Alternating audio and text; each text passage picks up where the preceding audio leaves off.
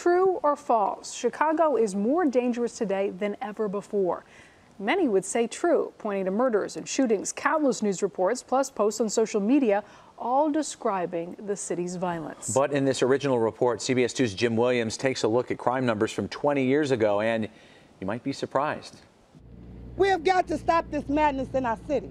It's captured attention around the world. Go to Chicago, the murder capital of the United States. And made Chicagoans like Chatham's Michelle Ploss very afraid. It is frightening.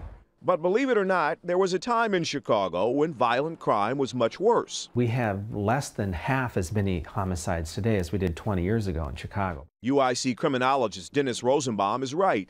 Last year, 414 murders. In 1994, 930. It was a tough time. Surgeon Marie Crandall has analyzed 10 years of data from Chicago trauma centers and says she's now treating fewer gunshot victims at Northwestern. Comparing notes with my colleagues at other institutions, they've seen a decrease as well. Aggravated assault and battery numbers, which include shootings, dropped 73% from more than 40,000 in 1994 to just under 11,000 last year. Well, you might say the crime numbers are down because Chicago's population has dropped dramatically in 20 years. Not true. 2.8 million Chicagoans in 1994, 2.7 million today.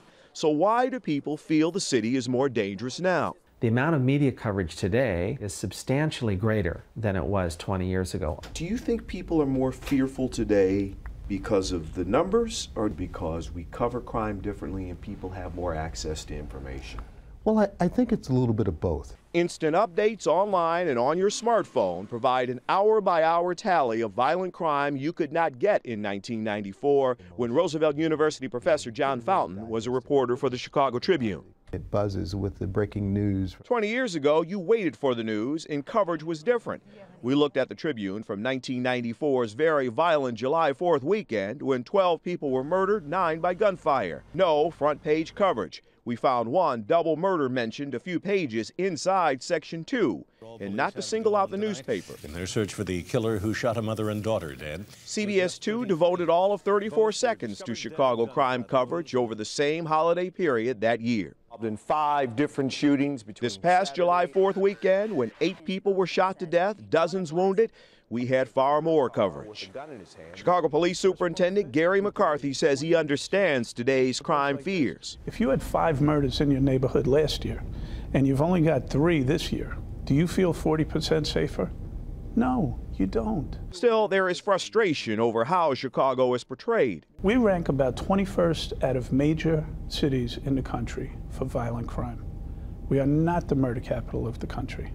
FBI records confirm Chicago's murder rate is 21st in the nation, but that's little consolation for neighborhoods on the south and west sides that have been plagued with murders and shootings for decades, and the focus of so much attention today. The cumulative effect of that is that the people who have lived in these communities, they got 20 years of hell. And that's the number I care about. Jim Williams, CBS 2 News.